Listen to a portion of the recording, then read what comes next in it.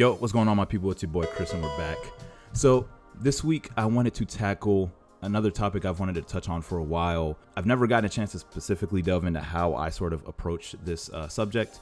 And again, when it comes down to art, it's all subjective. So you're going to have to take whatever you can and also leave whatever you need to get the most out of this video. I don't want to claim this to be the best way of doing things. It's just the way I go about things and the way that I've found the most success, right? So the topic is we're talking about like how to determine what to study, right? And I've gotten a question here and there about like, hey, what is your routine? How are you approaching your studies? And like, how are you able to choose what to study and just kind of dive right in, as opposed to like what are you doing? How are you doing that, right? And for me, I've always like kind of found it like super duper, like for me, I always found it to be the case that I just naturally kind of did these steps before I would do anything, like with not just art, but with like anything, whether it was like studying, whether it was like writing, or whether it was like any goal, even like when I was doing sports, like athletic things too. But like when it came down to it, I always kind of had a process for getting myself to a better standpoint or a better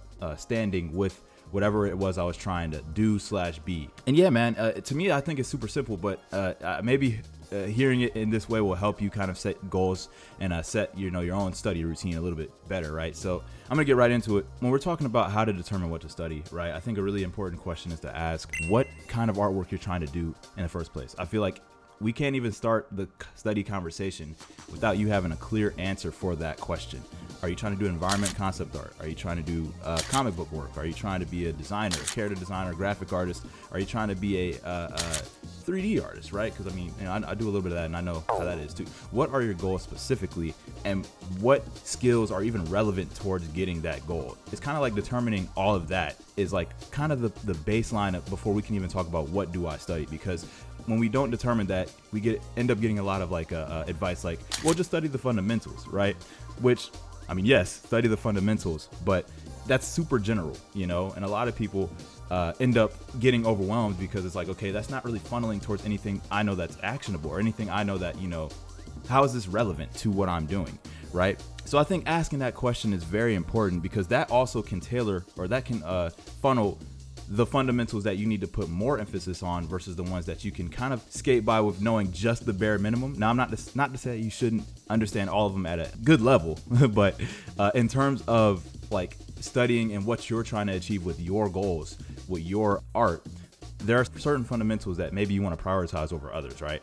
So ask yourself that question first, because if you don't even know, then I don't think the question of what do I study is even going to be relevant to you yet until you know that.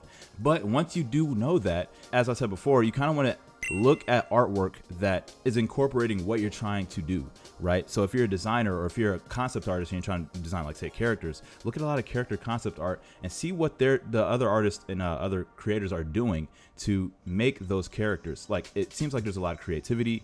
There's a lot of emphasis on silhouette design. There's a lot of emphasis on design work, like fashion design, creating interesting concepts with just like words or like prompts, not AI prompts, not those, but like prompts like, hey, here's a word, here's two things together, put them together, what do you come up with? That kind of a thing, right? Or again, if you're a comic book artist, right, understanding paneling, understanding how to set a scene, bubble placement, how to direct the reader's eye, how to direct the flow of the comic, right? There are all sorts of artists, right? I'm just kind of delving into here and there examples, but try and analyze what it is you're trying to do, because that is going to help you determine what it is you're trying to study, right? And again, all of these concepts, like in terms of the fundamentals, are going to be relevant to pretty much every kind of art, but some matter a little bit less, right?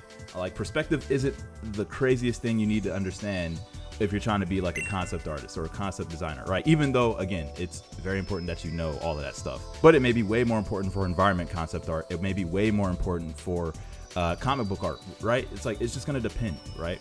But anyways, moving on, kind of when you get a good grasp of, okay, what are the things that are like making this art pop, and what are the things that I think the artist is doing well that I need to work on, that really helps, in my opinion, that helps me determine, okay, this is what I need to now focus on, right? And when I'm setting goals, I don't know if this concept is super duper widely known, or if it was just something that was big in like my university, but we were always taught to make SMART goals. And SMART goals, really, SMART is an acronym. It stands for specific, measurable, achievable, relevant, and time bound. I don't ever stray away from creating these kind of goals. I will never make a goal and then have it be super general, right? I just want to get better at anatomy. That's kind of general, you know?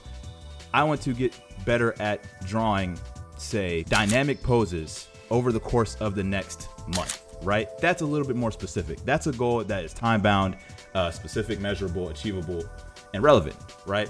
And the relevant piece I'll talk on a little bit later. But having those SMART goals is super important, in my opinion. You have to determine and you have to be super specific with what it is you're trying to do with your art. If you're trying to get better at paneling, then study paneling and then practice paneling.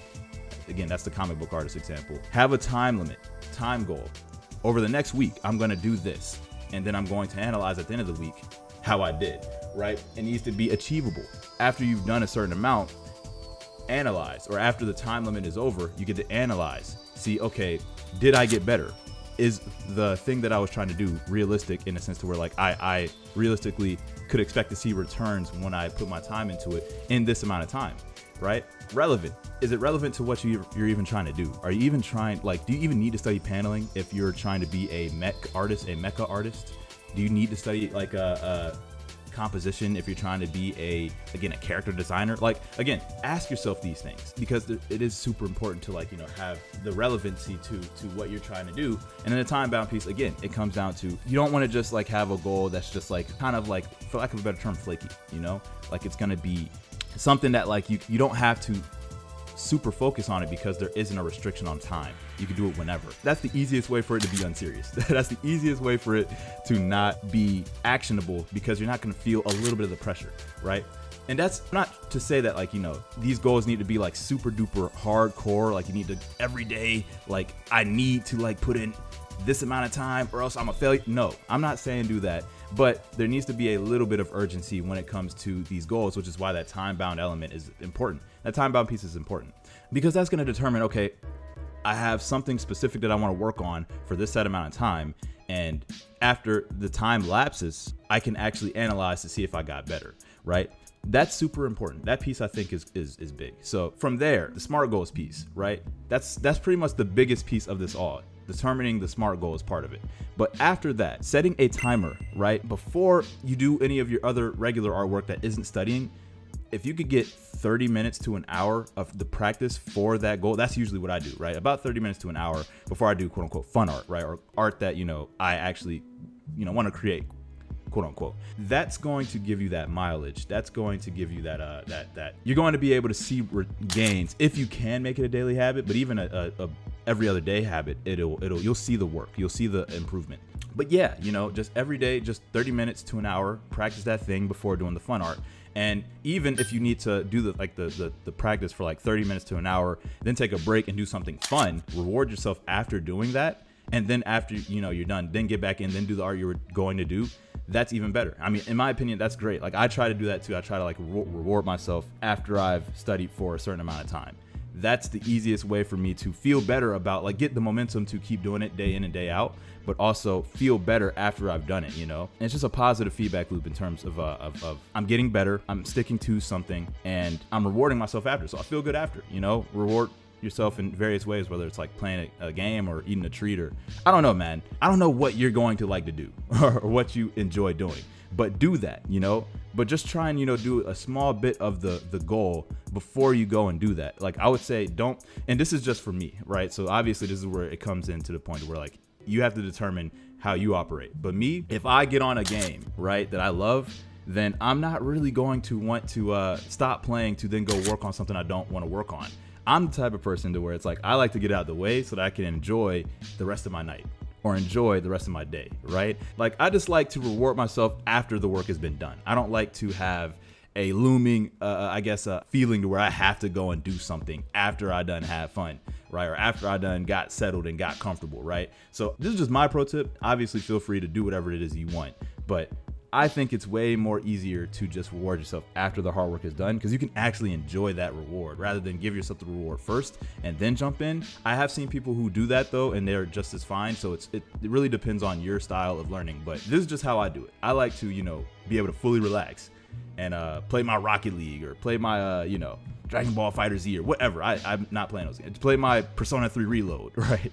After I've done all of the work that I need to do for that day. And just another tip too, for me, limiting my distractions has really helped. So again, and I was actually on a call with a friend, and this is not even the first time I've heard this, but like, you know, essentially I was telling him like, yo, I like to listen to wave music, you know, I like to, or not even music, listen to crashing waves, no ads, black screen for 10 hours while I work, and just have everything shut off, like my phone, my iPad, everything, to access pretty much any sort of social media or any sort of like messages like that. Just have it all turned off so I can focus for my 2-hour drawing session, you know, the hour of practicing and an hour of doing whatever it is I need to do, right? I found that my productivity just shoots up. Like I get so much more done in that small amount of time. Whereas if I'm like, you know, trying to scroll for like a good thing to watch, or like the perfect playlist to get into the mood, or even like, you know, if I have my phone to the side and I get a message and then my phone goes off, then it's like, well, dang, what's happening? You know, like I need to go check that. So I try to have my phone in a different room. I try to have my iPad in a different room, turned off, shut off. I have my timer pulled up, and then I have, you know,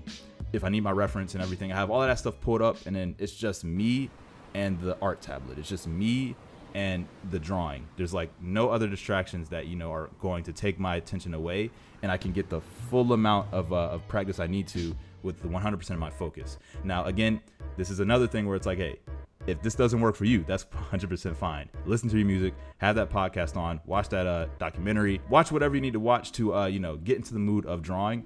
But I'd say the less amount of distractions you have, in my experience, has been the better. And then the last thing I'll say is just like save your work to a folder if you can. So for me, I've been saving my art pieces in terms of weeks, right? Like week 1, week 2, week 18, week 24, etc. Right? This is to kind of be able to view your stuff in a lens, like being able to see, okay, where was I at here versus where was I at here? And you can see the slow gradual improvements week by week. I do it in increments of week because that works for me. If you want to do it in increments of months, that's fine too. If you want to do it, I mean, even days, if you do a lot of artwork in days, I mean, that's a lot. I personally think weeks is perfect, but days is fine, months are fine. And then at the end, you can put everything into just a year folder. You know, that's fine too.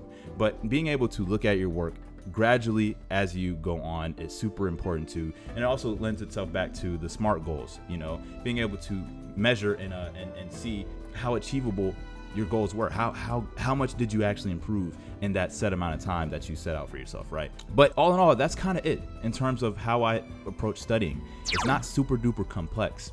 Again, this way of working to where, especially with the reward system in there, it's how I have kind of avoided burnout, and I enjoy the process of learning a lot more. Now, this is just me.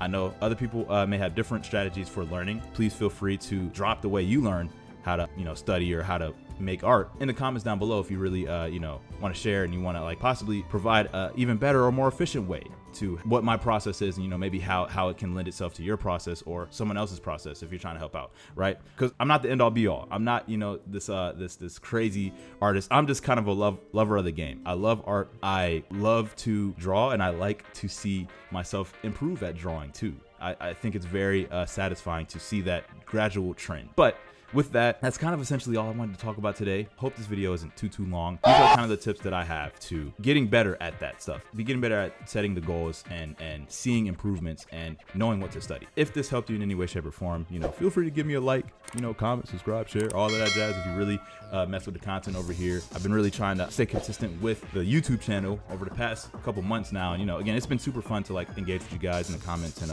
even outside of comments on like other socials. Because yeah, man, I think, you know, we as an art community, at least over here on this channel, I want us to be a lot more supportive of each other, and I want to foster that kind of environment for people, right? And on that note, in terms of environment, I switched my environment just a little bit, so I'm not gonna 100% be on Instagram anymore. I have a Twitter. Yes, I know, crazy, kind of scary, a little bit like, yo, you sure you want that? I don't know if I want that or not, guys. I don't know if I want that or not, but it's there. I'm gonna be posting some artwork on there, posting pretty regularly, so look forward to more posts on Twitter. There's gonna be posts on Instagram too. I'm not leaving that, but It's going to be all glazed. Everything honestly is glazed for the most part, so don't worry about it. And glaze just means nightshade, or like protected from AI if you're not aware of what that term is. But everything is going to be protected, so don't worry about that. But just wanted to make sure that everyone knows that yeah, I got a Twitter now. I'll leave it in the description below. You guys can follow that, and feel free to, I guess, tweet me like either video ideas or things you would like me to cover, or hey, if you just want to engage and chat with me, that is now an avenue to chat with me with, I guess. So anyways, with that, I'm going to go ahead and get up out. I appreciate everyone for watching the video as always, and I hope you guys enjoy the rest of your day, night, or whatever. It's been your boy Chris, and I'm gonna holler at you at the next one. Peace.